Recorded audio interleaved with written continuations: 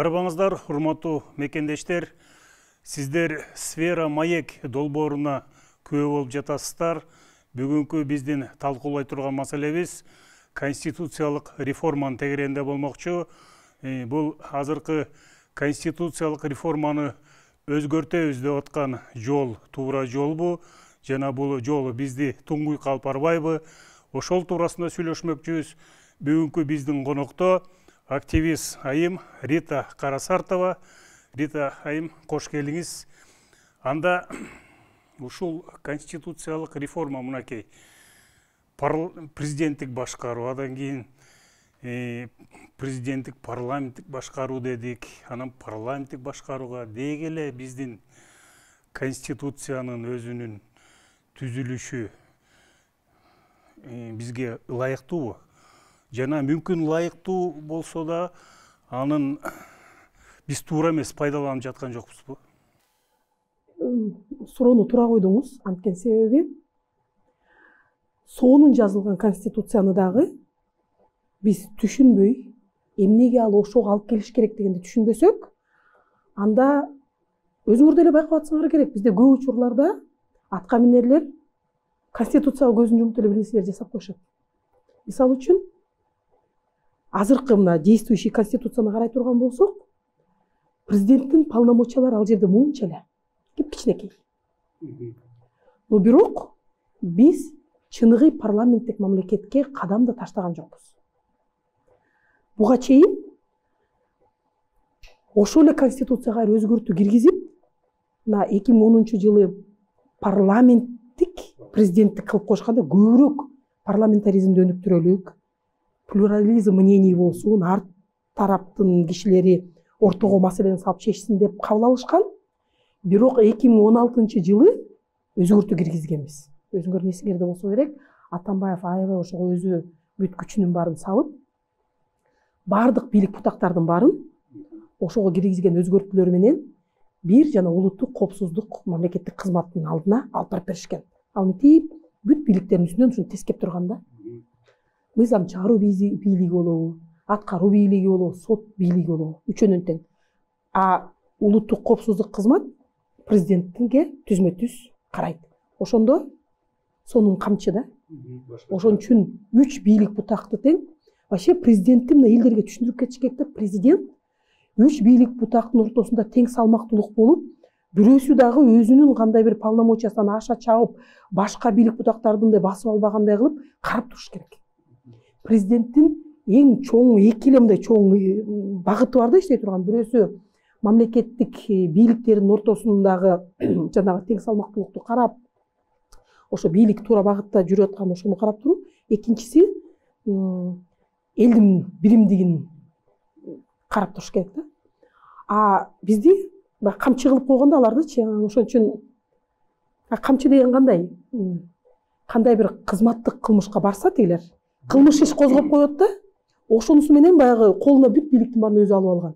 Ошон үчүн бүгүнкү күнгө чейин 20-25 октябрда болгон окуя бийлик бир колго топтолгон үчүн кайра эле революция болду деп биз айтсак болот. Мына бир кол деген кандай? Бирөөсү биримдик, ачыктан ачык, Сооронбай Шариповичтин багасы менен курироваться этилген партия өттү. Экинчиси Райым бияка дос болчу, канча элдер айтса да камаган эмес, анын партиясы өттү. Үчүнчүсү олигархтардын. Алка олигарх, дагы башка олигархтар. Ошентип үчөө тең өтсө, калган эл шайлаган эмелер өтпөй калса, бул эмне деген шумдук деп башкан да. Эми бул мына ушул бийлик келип отуруп атат, мына Садыр Жапаровдун командасы. Эми булар дагы конституциядан баштайбыз. Муну оңдобосок, мындайча айтканда, коррупция менен күрөшүү мүмкүн эмес деп чыга башташты. Бул эң эле жакшы тема экен да. Анча-мынча иштер ишке ашпай калса, конституция жол бербей атат деген маселе да. Бул, знаете, эмнеге окшошуп атат мага? Кээ бир учурларда президенттерди урушсаң, элдер айтат, тегерек чети жаман чыгып, такыр жол берген жок депчи. А тегерек четтиндей сен прям президенттин оң колу болуп жүргөдүң белең десе, номер 1 болбогондон кийин биз эмне жанда эле жүрө бердик деген маселе да. То есть булар тиге шылтойт, тиги тегерек четине шылтайт да. бирөө башкарып атат да все равночу. Ошон үчүн бул да ошондой да конституцияга шылтап коюшат. Аны көп кишилер түшүнбөйт. Мисалы үчүн коррупцияны ала турган болсок, конституциянын бул жерде эч кандай тиешеси жок. Анткени үчүн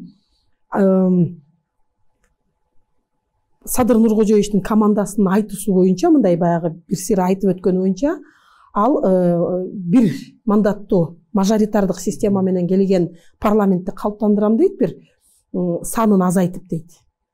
Анан качан айтпаса дагы бир күчтүү камчы керек, парламент керек, тиги президент керек, президенттик башкаруу болот деп айтып атышат. Ошол нерседен чыга турган болсок, ошол бүгүн ишке ашып кала турган болсо, коррупция менен күрөшүүдө эмне өзгөрөт деген маселе.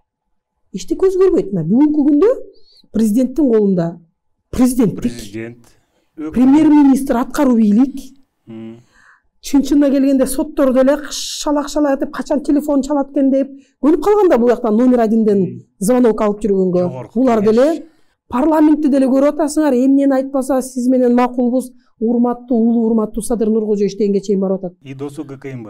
Жакын досу ГКНБнын ичинде жана коррупция менен күрөшө турган эң чоң орган. Дагы бир досу болбосо дагы соратниги Жапыкеев. Жок, дагы бир досу тиги Зулушев, башкы прокурор. Берибек дос болбосо дагы чогуу жүргөн соратниктери тиги Жапыкеев, Финпол. Бир гана күрөш жүргүш керек. Эрк. Булар уже ойлоно баштады. Азыр деген бир нерсени баштасак, өзүбүздүн куйругубузга чыгып калат окшойбуз. Ошон үчүн 2 айдын ичинде кичине кыймылдабай туруп туралык. Президенттикке же конституциялык реформага өтүп алалык. Өтүп алгандан кийин, президенттикти өтүп алгандан уже любой конституционный реформаны өзү каалагандай, президент ким болсо, ошонун любой конституционный реформасын биз административный ресурс, мугалим, бюджет иштегендер башын көтөрбөй эптеп өткөзүп берелик деп башташат.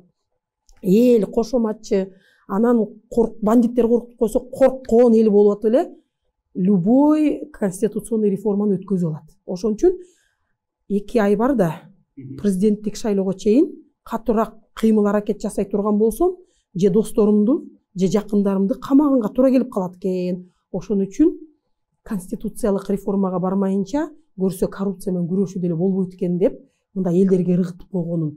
Ал күтүп атат, элдер чын эле ошондой турбайбы десе, ошол чын экен деп эле уже эртең доказывать эте баштайт. Эми эл деп эле жатабыз, бирок эл менен конституциянын өзгөртүүсү боюнча акылдашуу иши жүрүп атат деп ойлойсузбу мында?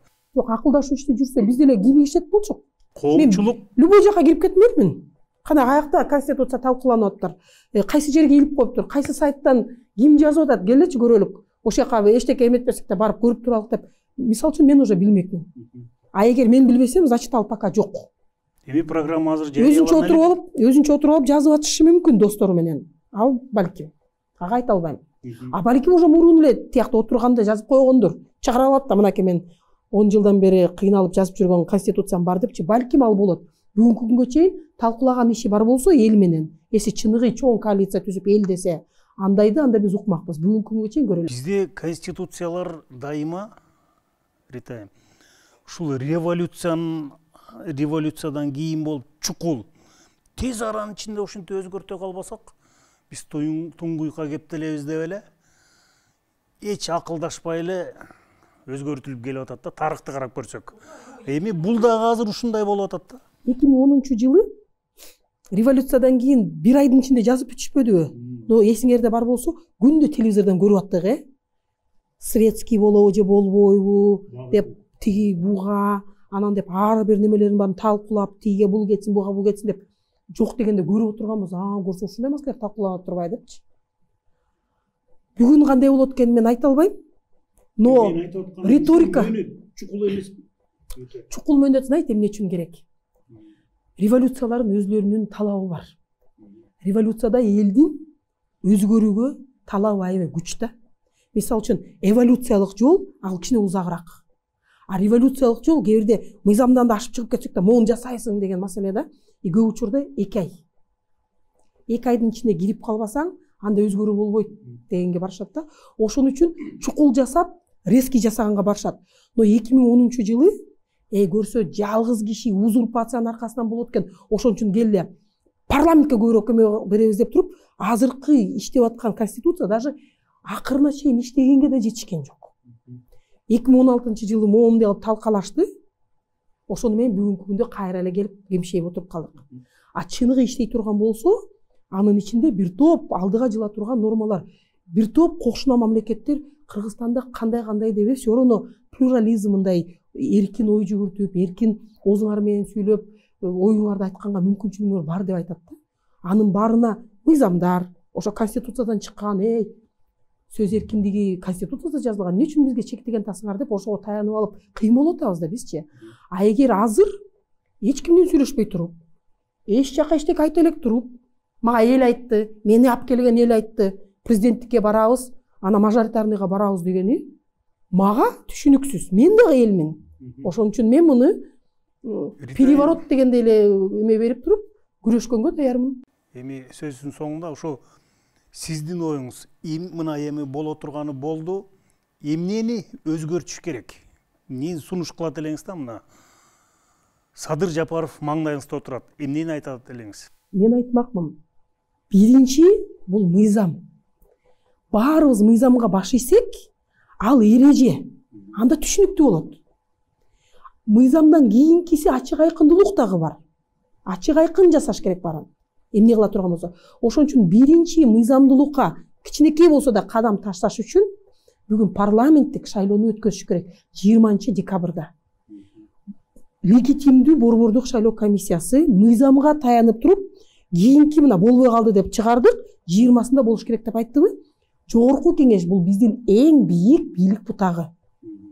Ошол жерде кандай жол менен барабыз, кантип барабыз, эмнени өзгөртөбүз деген. Анан жанагы парламентте 3кө чейин босогону азайтып, ошолорду өзгөртүп койбодубу? Ошол нерсени азыр Садыр Нуркожоевичке айтат элем.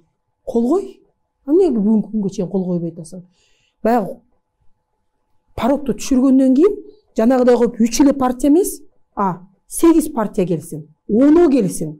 Коалиция болуп, орто жерден моюнтуп согушуп, бул суроого биз мындайбыз, биздин партия мындай айтып атат, тигиндеп атат десе, элдер дагы партиялардын көрсө көз караштары бар экен. Партиялар көрсө биригип алып, бирдиктүү идеяны жылдырат экен деген маселе болот. Азыркы бийлик предлагать этип аткан жана одномандатный деген көлдүн бир байы чыгат, Акталанын бир байы чыгат. Ошентип отуруп туруп, моундай болгон кичинекей бюджетти ар бир өзүнүн регионуна акчаны тартып кергенге кызыктар болушат да, ошондо жалпы Кыргызстан алдыга чыгып, кошуналарга уят болбогондой системаны кантип ишке ашырабыз дегенди бирөө да ойлонбой калат. Анткени себеби кийинки шайлоодо мен өтүш үчүн мен өзүмдүн регионума эле каражат көбүрөөк алып барып, жолун оңдоп, дагы нерсесин кылып жасайбыз. Кыргызстан деген бул бүт жерге чөйлүп кеткен эмес. Улуттук кандай бир идеяларды алдыга сала турган киши жок болуп калды. Эмнеден келип чыккан? Бул жана Нарын, Талас, кичинекей областта депутаттардын саны аз, көптөгөн жерлер, мисалы үчүн депутаты көп болсо, ошолор добушту алып кетет деген сан менен. Ошону биз бүгүн оңдошубуз керек да. Анткени себеби депутаттар отчет берип атканда, менен жана Батырбеков Алмазбек кетип анан дароо эле вице-премьер болуп кетпедиби? Отчетун жазып коюптур. Жолду салдырдым, ФАП салдырдым, мектепти ремонттоттум, даже лицейлерди жана мен башкарган лицейди да мен салдырып атам деп. Анын баары Катардан келген фонддон, тияктан, бияктан, бюджеттен. Депутат деген аны менен алек болбойт. Конституцияга бир көзүң салып койчу, вообще депутат жол салыш керекпи деген бир жерде жазылганбы?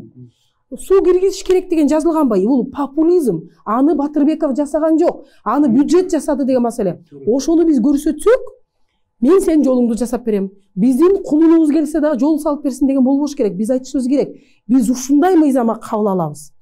Бүт бизнесмендер корголгон системада иштешет. Биз ушундай сонун мыйзам алабыз. Апалар моюнтуп корголуп турат деген маселе депчү. Бул революция болгондон баштап, мынакей башынан баштап жүрөсүздөр.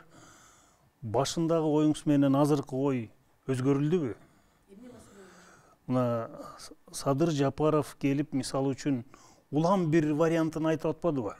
Туура, мындай кылабыз, анан кайра мындай кылабыз, анан жок партийнийди калтыралы деген да ойлор. Сиздики өзүңүздүкү кандай болду? Өзгөрүлдүбү? Жок, мен оюм өзгөрүлгөн жок. Мен 5-октябрда болгон окуядан кийин эле дароо айтып чыккам. Революция урдалды. Садыр Жапаровдун тобу менен. Алар баягы 2010-жылы андан мурун бийликте жүргөнүнө байланыштуу уже көп жылдан бери даярданып келатканбы, алар ошого даярданган экен. И бүгүнкү методдору иштеген. Кое тур мындай кылалык. Жок тигиндей кылалык деп мындай секирип атышпайбы кечке. Бул четкий видениясы жоктугунун эле бир белгиси. Буларда четкий видениясы бар. Бир президентти кайра алып келиш керек. И президенттик форма правления кылыш керек. Мажоритарный, одномандатный деген бул жөнү сөз. Каяктан чыгып атат? Байкадыңарбы? ГКНБнын жетекчиси дагы Москвага учуп барып, Казакбаевди да Москвага учуруп, тиги Москва признавать эте элек. Садыр Жапаров менен сүйлөшөм деген эч ким жок. Ошол жака карап атканы. Уже эме реверанс жасап атышат да. Силер биз жакты кичине колдоп койсоңуздар. Биз баягы силердин анткени бүт региондо парламенттик мамлекетке мындай кадам таштаган биздин эле мамлекет болуп, аларга аябай мындай кыйналышкан. Кремльдин саясаты бизге карата эмне? Биримдиктин программасын эстесеңиздер, Евразия деп. Евразиянын жүрөгү Кыргызстанда депчи жөн айтпай эле да. Аманкулов ачык эле айтпады эле. 30 жыл жүрдүлөр мындай өз алдынча болуп, бүттү эми үйүңөргө кайткыла деген. Бул жөнөкөй сөз эмес. Мунун баары чоң биздин кошунабыздын планы. Биздикилер өзлөрү келип бийликке отуруп, жанагындай жакшынакай Райым миллиондун келген кеткен акчаларын баарын өзлөрү каалаган жака калчаганыш үчүн тияк менен сүйлөшүп алып, алар менен жакшынакай дос болуп, алардын саясатын алдыга жылдырып туруш керек. Болбосо алар да бук коет да бүт коррупционный схемалардын баарын. Ошентип биздикилер дайым өзүнүн улуттук кызыкчылык, улуттук өнүгүүсүн сатып, акырын бирөөнүн колтугуна кирип, башыбызды катып туралык, бизге эле күн тийип турсун деп бир кичинекей кучка элге күн тийгизгенге даяр болушат. Ошон үчүн мен өзүм оюман кайтпайм. Бул бийликти басып алуу, эч кандай мажоритарный, одномандатный и президентский форма бизди эч жака чыгарбайт. Эртең эле кайра эл айтат, эмне биз жиндибизби, кеттик дейт да, кайра эле Садырды кандай алып келди, ошондой эле кайра артка кетиришет. Президенттик аттанбайсызбы? Өзүм жок. Бирок команда менен татыктуу талапкерди чыгарып, ошол талапкер Кыргызстанды туура жолго салат дегенге күрөшкө түшөм. Рахмат, анда бизге келип маек куруп бергениңизге. Урматтуу мекендештер, мына сиздер Сфера маек долбооруна күбө болдуңуздар.